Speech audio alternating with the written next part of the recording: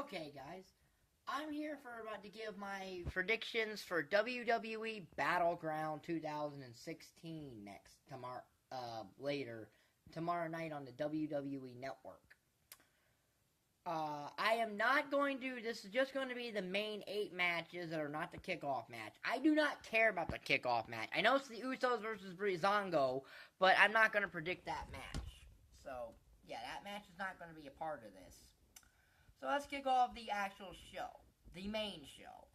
And the first match I'm going to predict is Becky Lynch versus Natalya. We have 2 women's matches on this card. That's nice. That's nice if you are going to do a women's revolution. That's all well and good. So, Becky Lynch, I'm going to go with winning this match. Because, one, she needs it. Becky Lynch by herself has not won a match on pay-per-view this entire year, or since she's been in the WWE. Her 2 wins on pay-per-view are in tag matches. Team PCB winning that match last year at SummerSlam, and obviously her and Sasha beating Naomi and Tamina back at Fastlane. Other than that, Becky Lynch has not won a match on pay-per-view yet by herself, so, and there's no reason that Natalya should win, so Becky Lynch wins, or should, so I'm gonna go with Becky Lynch. The first of 2 6-man tags, which is interesting too. The New Day versus the Wyatts. I know that the Wyatts are going to be on separate shows, but for the purpose of this, the Wyatts are going to win because it's a non-title match, therefore New Day's probably losing. I mean, they lost to the League of Nations at WrestleMania. So, yeah, New Day's probably losing because this is a non-title match. Xavier Woods will probably help the Wyatts win. And then I guess he joins the Wyatt family over on SmackDown, even though I don't know how that would work, but who really knows? Or at least he joins Bray and Eric Rowan over on SmackDown. As far as what Braun Strowman is going to do on his own, I have no idea, because the guy has not even proven he can stand on his own yet. Stand on his own 2 feet, so... So then we come to the 2 mid-card champions who were drafted for their titles, defending against challengers who were drafted to the opposite show. Darren Young versus The Miz for the IC Championship, and Rusev versus Zack Ryder for the US. I do not think Rusev is losing. So I think he retains the US title. And I think Darren Young is beating The Miz. But, as much as against my better judgment, I'm going to say that Darren Young beats Miz, but it's by something like count out or disqualification. To where basically Darren Young wins, but Miz keeps the title. Because I don't think the WWE is going to put both the US and IC title on the same show, especially with the outcome of what I think of how I'm going to predict the WWE Championship match turns out. So... yeah, so that's my thing for this thing. I would have wished they would just put Ryder on Raw and Darren Young on SmackDown. That way this whole dumb thing wouldn't at all be a thing. Because that technically makes Shane and Stephanie look like other idiots. Because they now have a 50% shot of that title leaving their brand. And it's not a guarantee anymore. So... now that brings me to Sasha Banks and her mystery partner versus Charlotte and Dana Brooke. Well, this is 2 predictions. It's who I think the mystery partner is, and who I think... well, Sasha and her mystery partner are winning this match. I don't think it's going to be Bayley. I think that's too predictable. I don't think it's going to be Nia Jax, because she's a... I mean, it makes sense, but she's a heel. I don't really think it's going to be anyone that was drafted at all, to be honest. Because I have one theory about why the women were split up. And that theory is that the WWE wants to once again do 2-woman titles. And 2 titles for every show. Even though I don't entirely know what they're going to do. Or at least have a dominant woman over on SmackDown. And then that dominant woman on SmackDown faces Charlotte at WrestleMania. That is what I think That's why I think they split the women up and then put them all on one brand.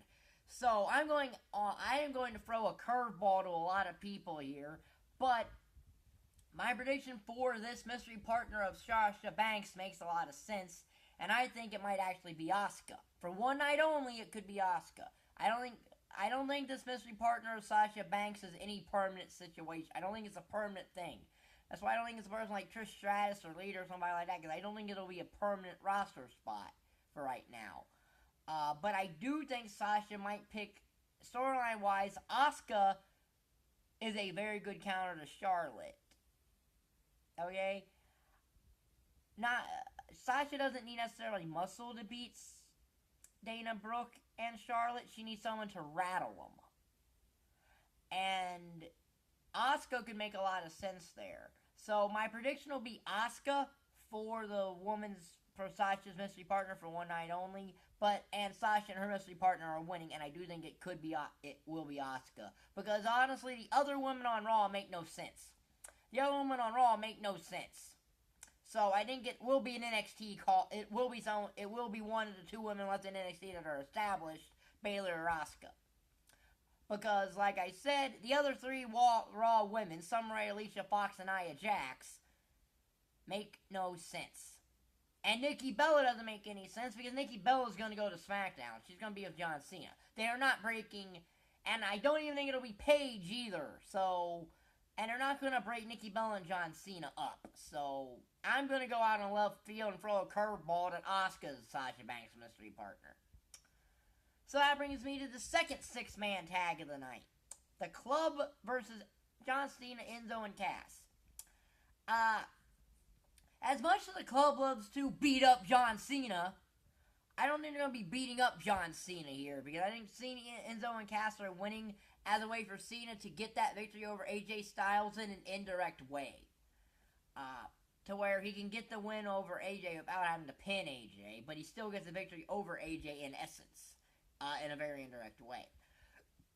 And then I think just for kicks and giggles, Anderson and Gallows are going to kick AJ out, and then we get that Balor Club thing on Raw, which I really would not want them to do right away, and actually let Finn Balor do something on his own first, because my only fear of doing that right away is they end up making Finn Balor reliant on Anderson and Gallows.